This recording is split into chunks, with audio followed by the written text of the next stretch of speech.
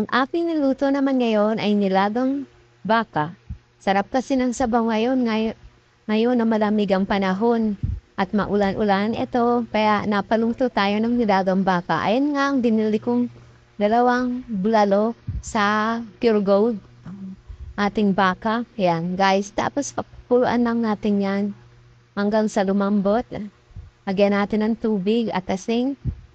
At iyan ang mga ingredients na ilalagay natin. Ang ating mais, repolyo, bagyo repolyo ba yan?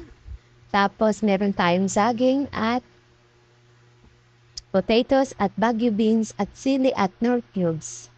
At ayan na nga, nilagyan na natin ang ating nilaga ng sibuyas. Ayan, papapuluan lang natin. Tanggalin natin yung mga bula-bula niya, guys. Para magandang tignan ang ating nilaga. At nilabay na natin ang ating mais para maluto kaagad ang ating mais. At pagkatapos niyan ay ilalagay na natin ang ating potatoes and banana saba. At ayan na nga guys, timplahan nyo na yan guys kung ano pang mga ingredients na ilalagay nyo dyan. Naglagay lang ako ng patis, magic sarap, nor cubes, dip cubes siya. And then, lagay na natin ang ating bagyo beans at chili. At malapit na yan maluto guys, ang ating nilagang baka. Kaya nilagay na natin ang